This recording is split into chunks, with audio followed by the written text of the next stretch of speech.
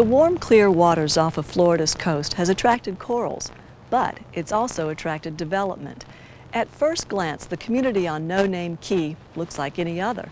But if you take a closer look, you'll notice that there's solar panels on the rooftops, and their decks are actually the tops of water collecting cisterns.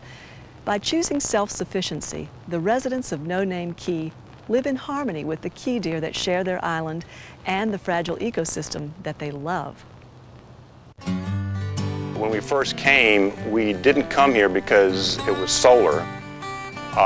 We came here because of the boating access, and there weren't many homes. It was in a wildlife refuge, and we definitely wanted to preserve what was here, and we were always into conservation because that becomes your lifestyle, being a sailor and being on a sailboat and cruising. Once we all got a little bit older and decided we were going to stay here, then we consciously looked around to see how we were going to support our energy consumption, and turning to the solar was the only available option we had, because having food generators on boats and whatnot, it's not cost effective, it's noisy, it's polluting. So we all just sort of slowly started drifting into solar. Contrary to what a lot of people think, just because it's overcast, we're not using batteries. The batteries are basically used, you're storing it up, saving it for nighttime, or when it gets really dark and nasty out during the daytime. The solar system supplies all my daytime needs, like washing machines, dishwasher, microwave, computer, television, whatever. And at the nighttime, we run a deficit because there's no sun to charge things up or run things off. So then we use the battery. On the roof there, you see the edge of solar panels. And the angle of that roof was designed, and the whole roof was designed with the idea that it would have the solar panels and collectors and for hot water and for power. The other feature doesn't relate to electricity, but the square here in the foreground is the cistern, which from all of the gutters catches the rainwater. The rain this morning gave us about 400 gallons. There's kind of a feeling, you know, I'm in the shower and I think, gee, should I feel guilty? And well, no, the water I'm using is the rain that fell on the roof. Well, what about heating it? Well, no, that's solar heat. Well, it takes energy to pump it. Well, of course, that's from the solar panels. So I end up not feeling guilty taking a shower.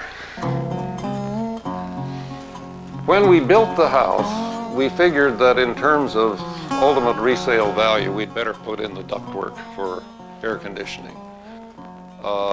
Personally, if you're going to live in this climate, I'd rather not have air conditioning. Let your body adjust, and if you don't like this climate, maybe you should live somewhere else. But that's a personal feeling. I go into a store that's air conditioned in the summer and I'm freezing to death because I'm not used to the cold. The fans are the key, and in the summer, to keep the air moving when it's really hot and humid, it just makes all the difference. So we have these ceiling fans in every major room. This is part of the ventilating system where every room opens into the shaft that goes up the stairwell here. By leaving the stairwell open the way it is and having it culminate in the tower, we create a flue here that the hot air can rise and escape, and of course draw fresh air in from the windows that are open on each floor. People don't realize how many things in the modern house are on all the time.